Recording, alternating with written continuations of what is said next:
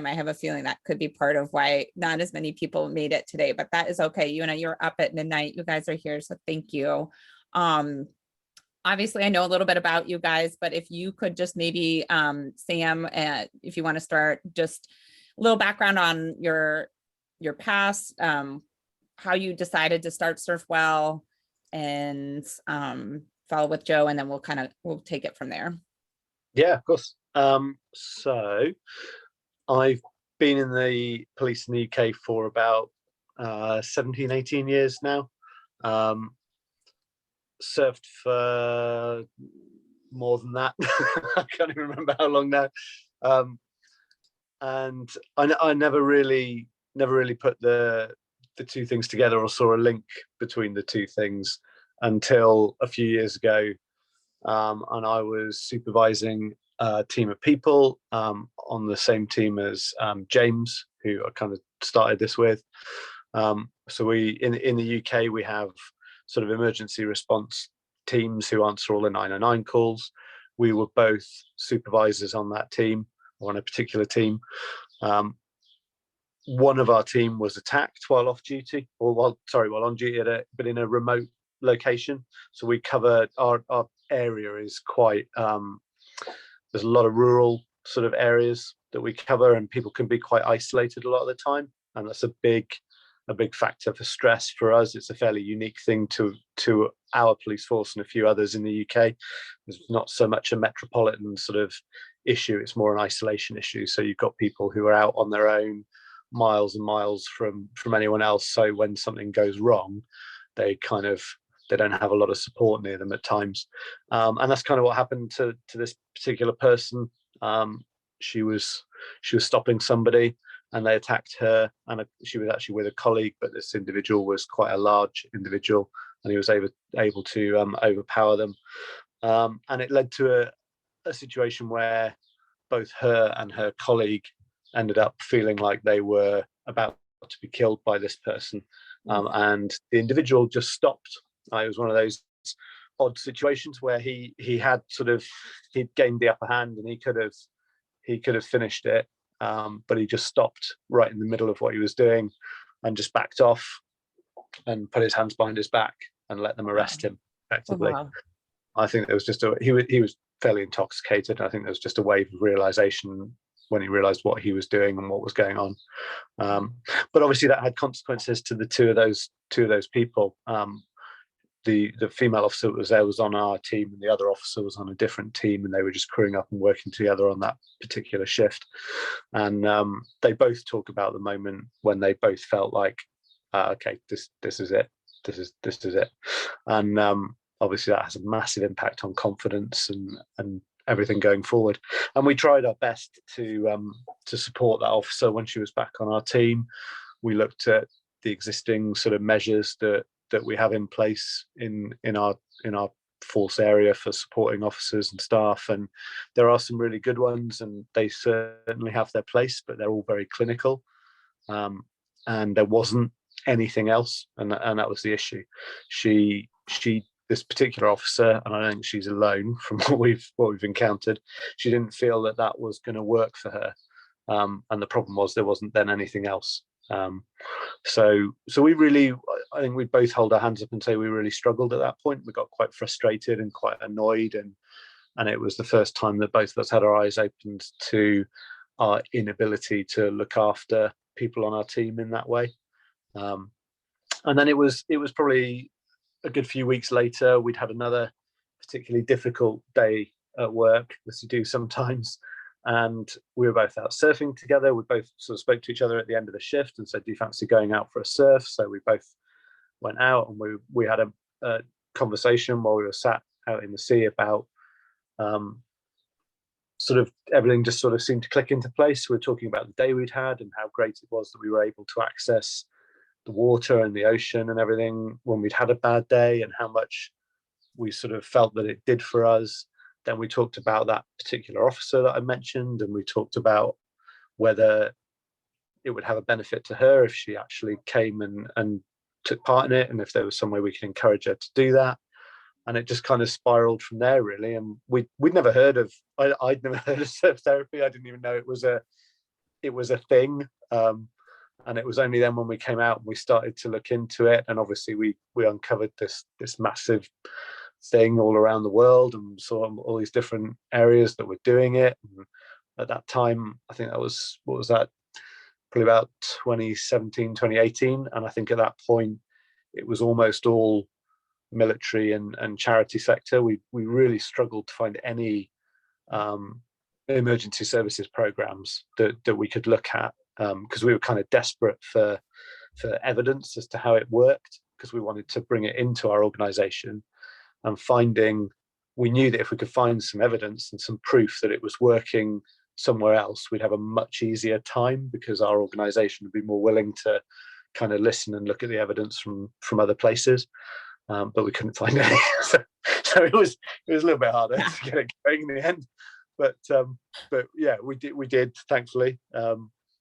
And it all kind of went from there, really. That's kind of how it all got started. And Jo came on in the very early days. We had a chat with her. We were all working in a different role, actually. At that point, we'd switched from frontline emergency supervision into a role that neither of us were particularly fond of, but we all have to have a little go at, which is in the custody setting. Which, so we're then looking after all the people who have been arrested. And Tending the zoo. Yeah, exactly, yeah. And Jo was working in that area as well, and we knew that she'd be a perfect fit for it. So we had it was a very quick conversation, I think, trying to convince her to come on board. Jo was like, okay, fine. Like, it didn't take long. Good. Awesome. And then it just went from there, really. Very cool. Yeah. So Jo, share with us a little bit. So you're working, tending the zoo, as I like to call, I don't know. That's what I say when I'm working on the hospital on like a crazy shift, right? What was that experience like? Like, were you, I guess there's two parts. So part one is like, where was your headspace with your career at that point? And two, like, was there like a, uh-oh, like this might be amazing, I don't know what to do, like stability, all those things?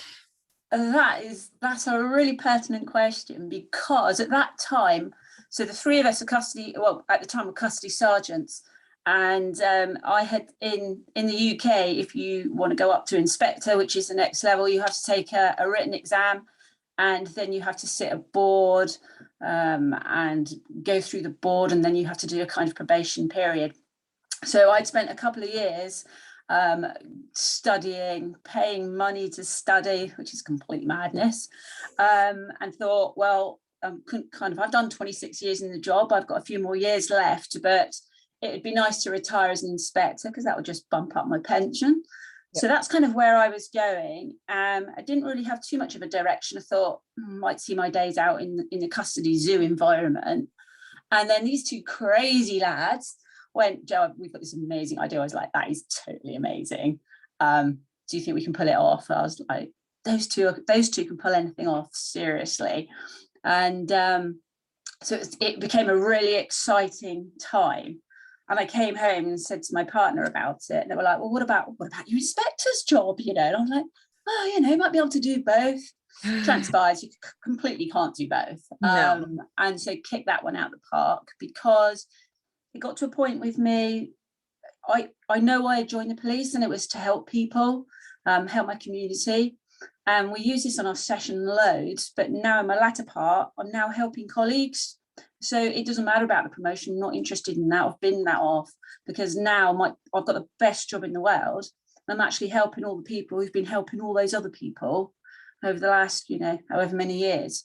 So as far as my career goes, it was a complete U-turn, but for the absolute best. So I'm absolutely privileged to be on it, and brilliant that James and Sam had a mad moment out in the ocean and shared it with me and asked me to join them, because it's been a up and down journey. Oh, and yeah. The three of us were very different characters, and it's worked so well because we just bounce off each other. And when one of us has a crazy idea, the other two are going, rein it in a little bit, and then we kind of go again, it just works so well. And I don't think we've ever fallen out. We have discussions, but the journey's been amazing up until this point, and we're pretty much on our knees at the minute, aren't we, Sam? We've worked so hard to get where we are because, and as Sam was saying earlier, we have to convince the powers that be that actually this works, and the evidence-based part of it is so important. Otherwise, we wouldn't be talking to you today, because I'm absolutely 100% sure the bosses would not have gone with it, because they're going, how do you know it works? Why does it work? You know, and we have to answer those questions, those tough questions. We need to know the answers. So. Yeah, well, I'm glad that segues actually kind of a little bit into my next question. And I think it is actually kind of a beautiful thing. We have a smaller group today representing exactly the different sort of first responder types, because I do, James wasn't here, but Sam, you mentioned when you were looking for research and there just wasn't any. And I came to Chris, you know, I had my own little episode of burnout, and I'm coming from the healthcare, and I'm like, this is complete madness. Like, I mean, this is just horrible. And how do we support the people who've been supporting everybody else? And so you and I love that you're here representing firefighter, because I think, you know, there's definitely, there's different, it's similar, but different, right? Each one. But I feel like research, like we're coming at this, like research is so important. And when I looked through your website, when I was, you know, pre-stalking you on the call, like all I could see was, you know, how embedded it's like in your statement. You know, SURFWELL is a pilot project working with emergency service providers to improve staff mental well-being, resilience, and workplace performance through the proven scientific benefits of surf therapy. Like, that's amazing. And I know other groups are using that research to support it, but it's like, no, this is how you got it. Like, it seems to me like from the outsider, like this is how you even were able to get this to even become something. Yeah, definitely. It was like Joe says, it was completely fundamental, because we're in that strange position in that we're not a not-for-profit, and we're not you know, maybe what is the norm for surf therapy providers. We're a police force, a law enforcement agency, and it's funded by our police force, and we're still serving police officers, and this has now become what we're doing. So there's huge benefits to that, because we've got instant access to participants and to the people who need it, and we can have direct referral mechanisms, and there's sorts of, you know, amazing benefits. But there are sort of some negatives to that, in that, quite rightly, we're under huge levels of scrutiny, because a lot of our funding is taxpayers' money, and if our sort of organization is going to be able to justify doing this, they have to be able to say, well, this is a good use of the limited funds that we have. They have to be able to not just say that they believe in it, but they have to be able to hold it to scrutiny from others as well. So they have to be able to say, well, yes, we are doing it, and then they have to be able to justify why, and they have to be able to show them the results and show them where that cost effectiveness comes from, and why it's worth doing. So all of that evidence behind the effect of it and what it's doing, and how it's helping our staff, it's all completely fundamental to it. And although we didn't have that at the start, we were able to fall back on all of the research that had been done primarily in the military sector, because there were so many similarities between the demographics of the people we're trying to help, like the stigma about talking about your mental health, and the barriers to those conversations, with needing to feel like you're talking to someone relatable, who gets your issues, who understands where you're coming from. All of that stuff that was coming out of that military research, and all of the stuff around the barriers to them accessing normal lines of support, just directly correlated to our staff.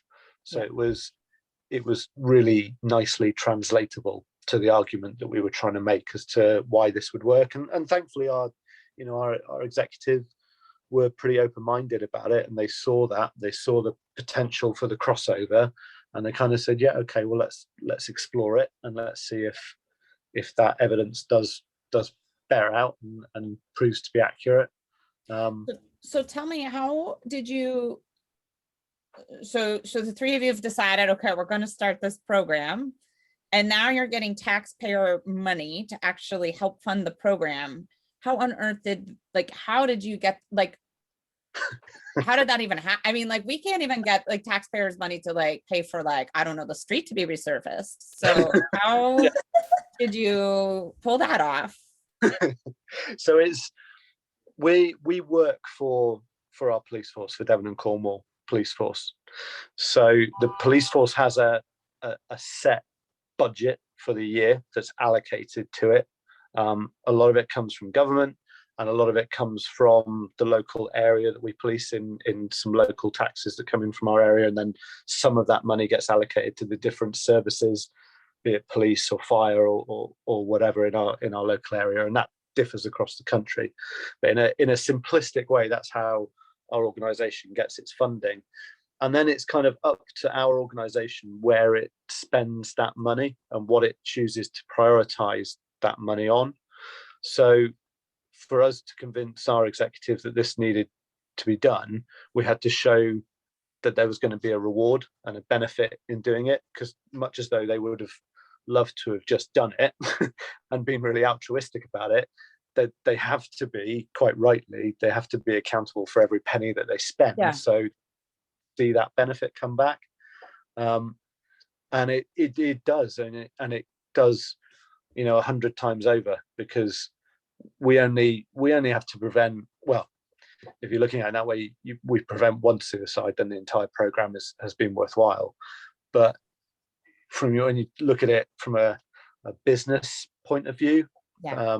then if you can get just a couple of people back into work when they wouldn't have otherwise felt strong enough or able to come back in, then the money that saves in terms of lost hours from staffing is massive. Do you have some of those numbers? I mean, I know obviously payroll and that kind of thing's gonna be different, but how did you, what were some of those numbers? I'm thinking also you have a unique situation because you mentioned your area is more rural, a bigger area, but more rural. So that actually probably helped you guys. I would think, I don't know. Sometimes I've worked in both types of communities, so sometimes that can actually be a benefit. Yeah, it can. And I think that there were a few things that we were worried about when we started. We were worried about public perception. So the fact that we are serving police officers, that the vast majority of the staff coming through our program are serving police officers or civilian members of staff who work within our organization. And we were a bit worried about how the public would feel about those people being at the beach when they should be at, effectively. Right. And yeah, when we sort of got to that point of putting the media release out and telling everyone, this is now what we're planning to do, and this is what we're doing, and this is how we're doing it, and this is why, it was a big sort of testing moment. And we were really lucky. I think the public seemed to really get behind it. They could see why it was important. I think they could see the benefit and the fact it made sense, and that if a small investment of time can lead to somebody being helped in a much longer term, then it's got to make sense to do it, because otherwise that person's just not being helped. How does the system work there? So let's say I'm a police officer, I had a trauma, I'm not able to go to work, I'm in a more formal clinical setting. Because you have more socialized healthcare, right? So you have a base that everybody has access to something. So if I got, let's just say injured, because it's mental injury, right? Something happened, whether it's physical or mental, whatever. Is that going to be covered through your health system or through the police department because it happened at work? So it's a little bit of both. Okay. So we have the NHS, and you can access counselling and support through your doctor for that, and that's all kind of paid for. But if it's work related, we have things in work as well. So our employer can give us access to other measures of support. We have an occupational health department. We can go and speak to a clinician. You can get assessed, and if they feel that it's going to be a benefit. There's a couple of different things they can refer you on to, like counselling and other specialist support. So yeah, people are quite well looked after. But the bucket of money, not to be frank, but like, you're right, it comes down to money. It's going to come down to, like, if you're going to present this to somebody, they're like, what's the ROI on this? Like, why am I doing this? I mean, like, we know it's for more than that as clinicians and as providers, but like, yeah, you have to sell that. So like, you're kind of, it sounds like you were able to go to your local department and be like, hey, like, if we invest X, we're actually going to get a return of investment, and that's going to save our personal budget, because it's not as much coming from that NHS side. It sounds like it's more on the work side. Okay. Yeah, it is. Yeah. So all of the savings to us are that there's a lot of them. Some of them are more tangible than others. So for example, if you've got a member of staff who's off work and they've been off work for whatever reason, it could be because they've experienced trauma, or it could be burnout from excessive hours, or the nature of the work that they're exposed to. We've got certain high risk groups who deal with child sexual trauma and that sort of thing. They're clearly more exposed to a high level of trauma, so there's more likelihood they're going to get burned out doing that level of work and take absence periods. So our organisation, we're fairly well looked after in that you get paid absence leave, so that the force is still covering the salaries of those officers while they're not in. Got it. Yes. It's interesting. Like, when you look at all these systems worldwide, like, I mean, the United States, we have like the most jacked up like healthcare. I mean, like, so, but it's, the principles are still kind of the same. So it seems like maybe like, okay, we're getting in the weeds a little bit, but I think even Yuna, in your situation, it's like, how can you go to a local government body to say like, hey, like, your firefighters are gonna be in a better place to return to work? And firefighters, I see, at least on the injury side too, like they, yeah, there's like a whole psychology behind like an injury, and then you've got that trauma in your mind from whatever happened. So if you have a physical injury, like I see a lot of, as a physical therapist, I see a lot of firefighters with back injuries, and like, but there's also something else mixed in there. So it's just really interesting. Joe, you touched on this when we were going through the questions with Chris about the risk assessment. Can you share a little bit of, walk me through, like, I want to be part of your program. What are you checking for? Sam sort of said some of these higher risks, but kind of take me through what tool you're using on that.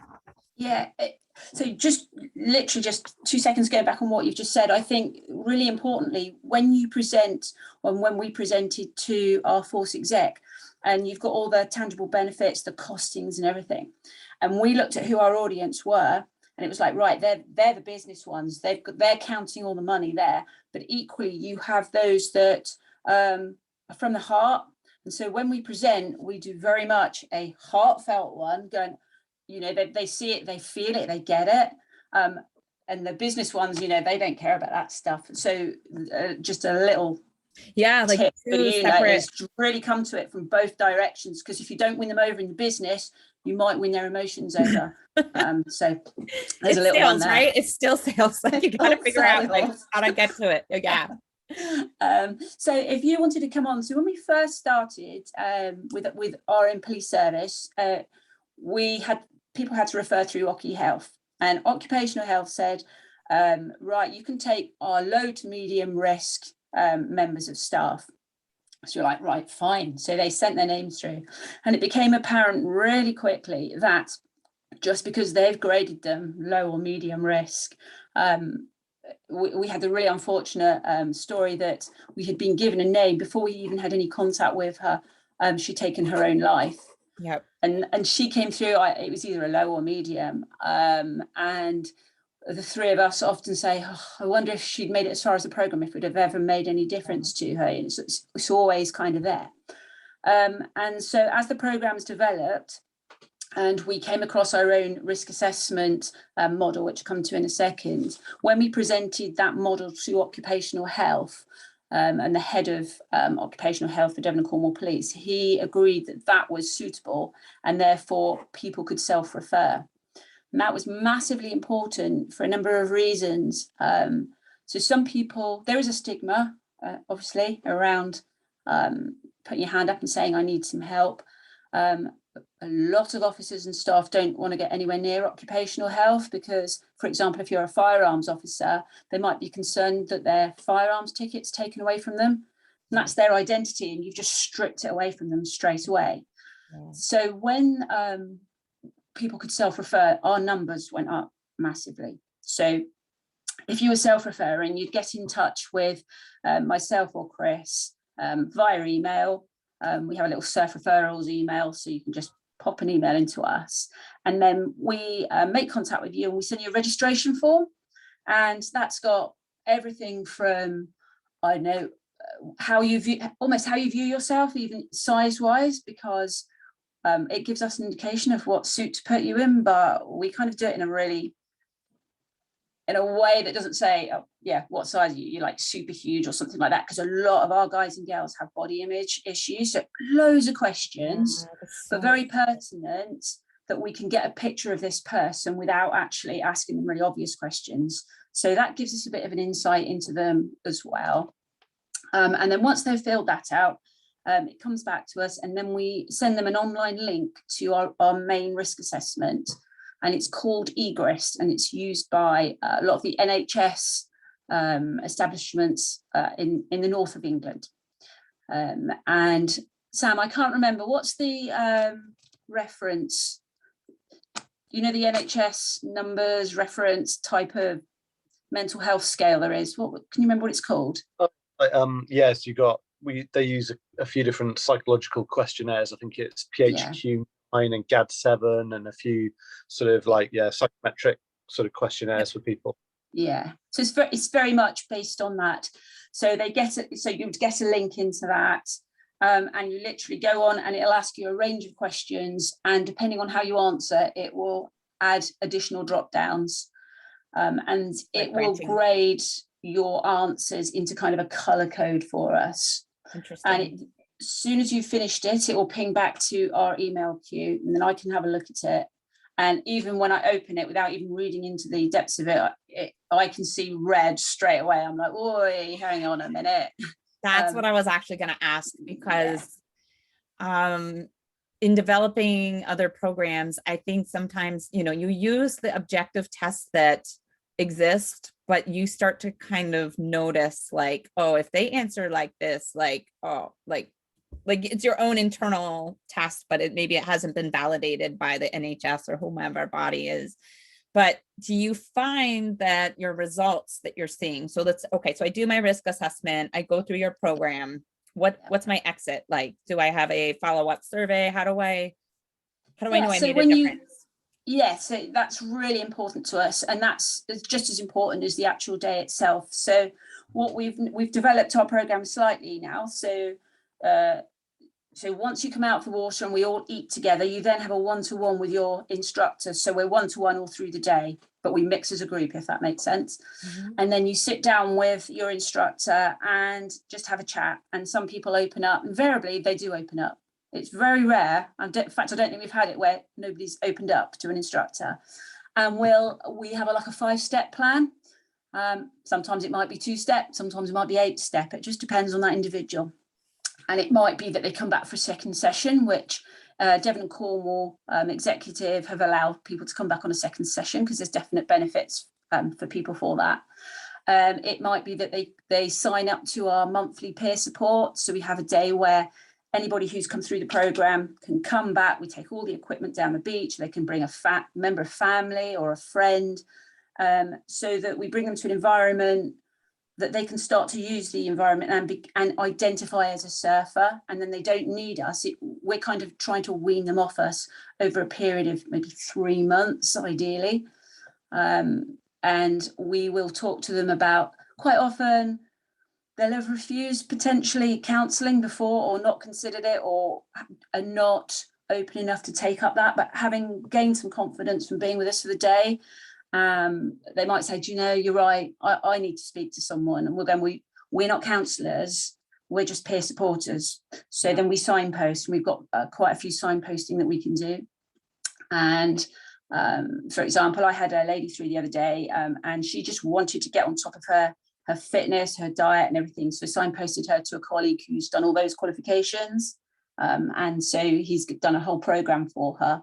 She came to a peer support day. She was really excited and was telling us how she's improved her lifestyle. Amazing, really great. And then she's booked on a second session as well. So we look after them for a bit and then we kind of wean them off, but we're always there in the background, and they can always come back if they've ever got any ongoing issues that they just need a little bit more support with. But what's interesting is that because they're opening up and because we care, because we're peers, and I'm not saying Occy Health doesn't care at all, that's not what I'm saying, No. but because we genuinely care, because they're our colleagues, and the signposting that we use, even Occy Health don't refer. So we've found out our own signposting, our own charity organisation where they can go. And instead of saying, oh, we go onto that web page, there's a link on there, we literally physically just go, there is the link. If you cannot fill out that online form, we will do it for you. Do you know what I mean? We're like a hand, like walking them like right to it. You're like, this is really important until they can let go. So for us, the surfing is massively important, but it's actually a really small part of what we're doing. It's just the conduit, but it's a fantastic conduit. It sounds like you guys are really making like cross referrals, like you're identifying, you're like what you mentioned, triaging for the program, but like you're like, oh, this person needs a fitness and a nutrition program, let's walk them over here. And then like this person needs a full on like psych consult, whatever. We're gonna make sure they sign up and they're not gonna like fall off the radar. That's amazing. I mean, that's what like, multidisciplinary care should be, right? Like that's how I feel.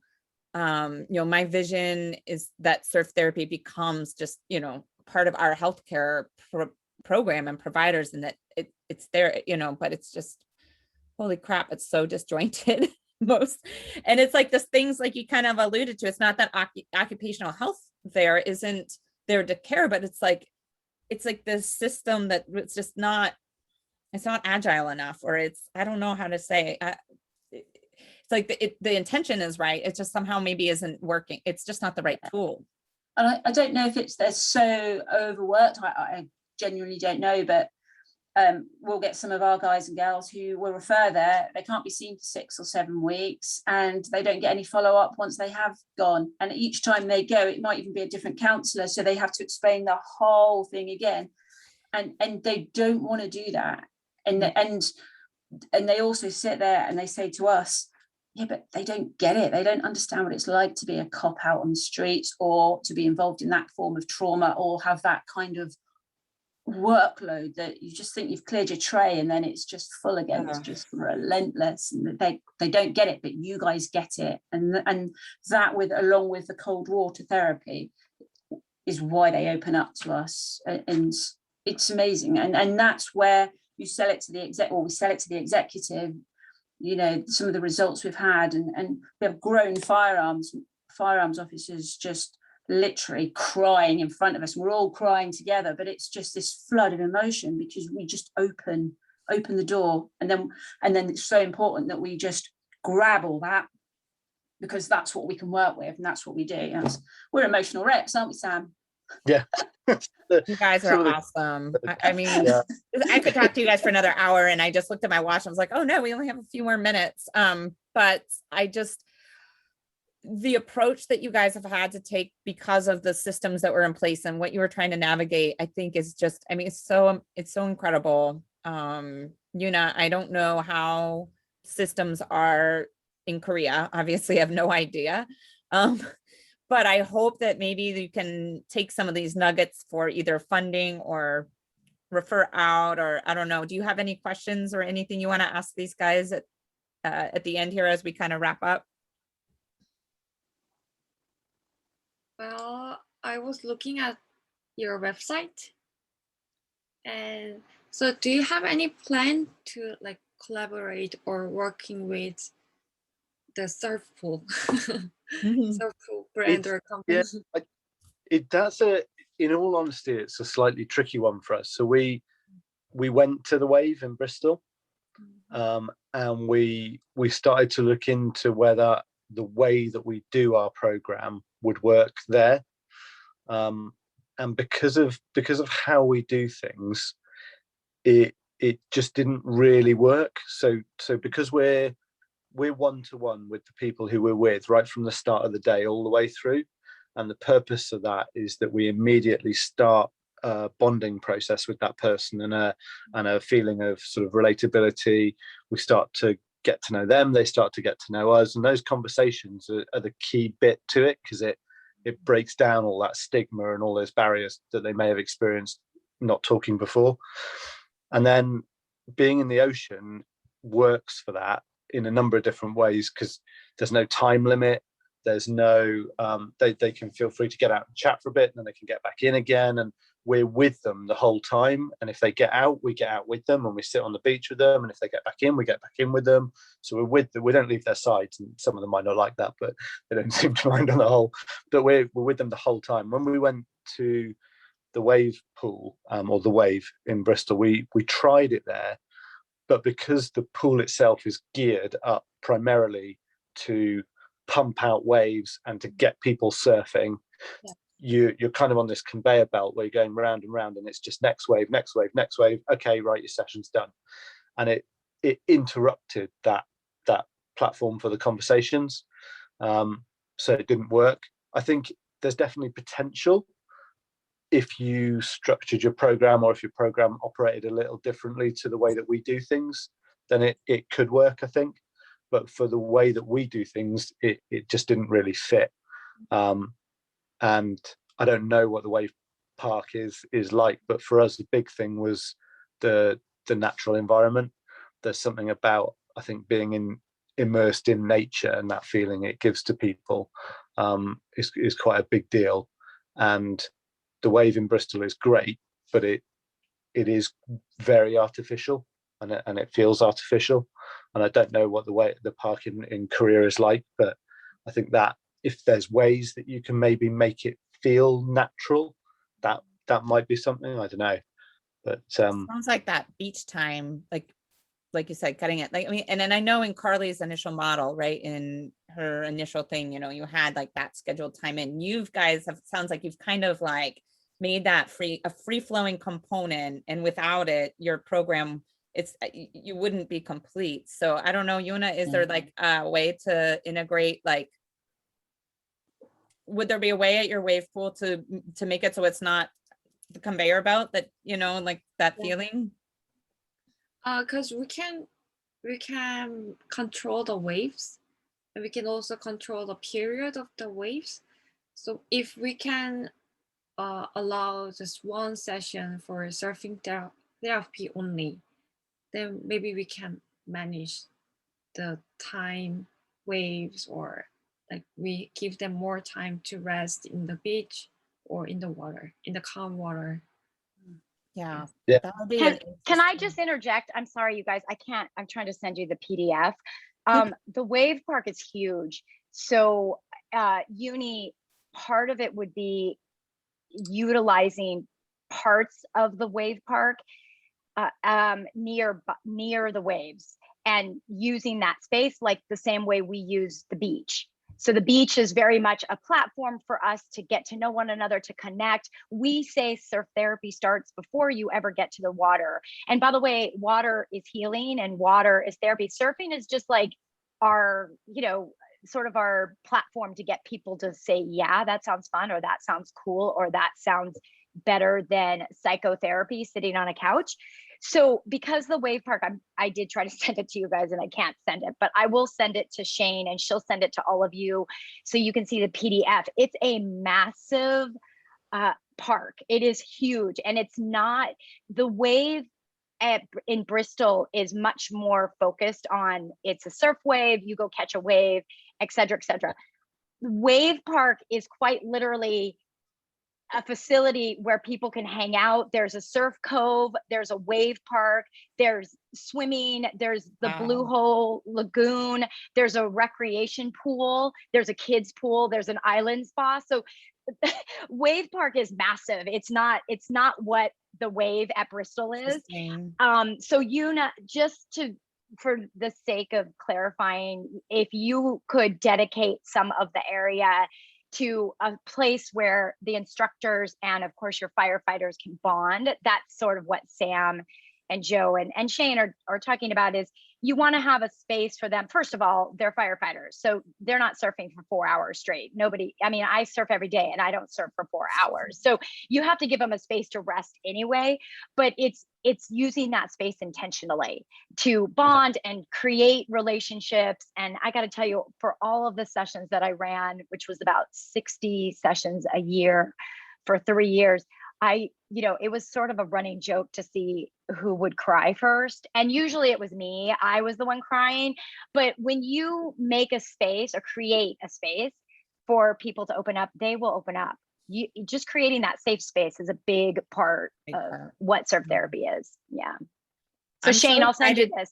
Yeah, no, that's great. Thank you so much, Chris. Una, I look forward to hearing how things go. Especially, I think what's interesting is, wave park development is like kind of a newer, bigger thing. I know COVID slowed everything down a little, but it's like, if I was a wave park developer, I would definitely be thinking about this. Like, who are the people that are going to come use my wave pool, and it's like designing a community, right? Like, how do you create something that actually makes sure that we have that peaceful, restful space in between? And then it's not just about like, yeah, I don't know. That's really interesting. Well, I call them health and wellness centers because they can be. And if you can create health and wellness centers, and again, the wave park is so massive between their island spa and their kids pool and recreational pool. But if you can create these health and wellness centers, then you can expose more people to water and surfing in a way that the ocean cannot, right? Because the middle of, for example, America, there is no ocean, within, you have to take an airplane, you have to get on an airplane. So these wave pools can become health and wellness centers. And I wouldn't shy away from using our research to validate your point, because water is water. Now, I'm a surfer, so I'm always going to be biased about the ocean, but it doesn't mean that people surfing waves in wave pools aren't experiencing therapeutic benefits if your program is intentionally bringing people together to experience it together and have these talking circles and connecting with instructors. So that piece of it, if you read through the research, you'll see the methodology. Just like Sam said, you take a surf instructor, you take a participant or a first responder, and you basically bond with them all day long. And how can you not walk away feeling like you just, had a therapeutic session? And I would say more volunteers than anybody else will say that was their day of therapy. Like, they'll say it out loud. The participants will shy away from that, but the volunteers will happily say that was my therapy for the day. Well, so and I know we're running over, so I don't want to like waste any, take over too much time. I really appreciate you guys showing up for the hour, but I will say one of the other things that I think is so important to SURFWELL's program is it sounds like you guys, you guys are you did not go out and say, I'm hiring surf instructors to be my volunteers. You were like, no, if we have to teach the police officer how to surf just so they could actually volunteer, we'll do that. But like, that sounds like it's like, that's breaking down that barrier. So like whether that at the start, we almost always get at least one person who says that at the start of the day when they look back on how we do the session. So they look back at the end of the day and they comment on how they felt at the beginning.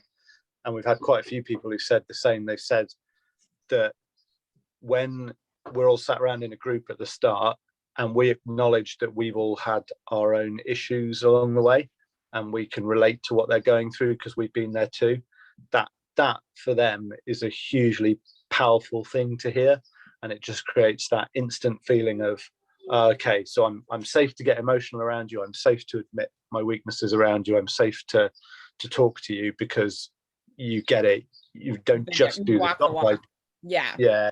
And being exactly what I've been. And I would argue, now I know you guys are kind of paid staff, but I would argue that's equally therapeutic, like Chris is kind of saying, for the volunteer. Oh, massively. This is the most rewarding job. It's like, it's a twofer, like you. yeah. Amazing. Amazing. Well, you guys, I could literally talk to you all day, because I just think this is so fascinating.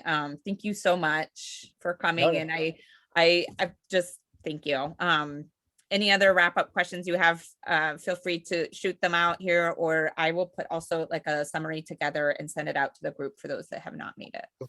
Thank you. Thanks, Jane. And Woo, Una, thanks everybody. Thank if we you. can help in any way, Una, just get in touch with us. I don't know, there's a lot of differences with what we're doing, but if anything that we're doing can help in any way, just let us know.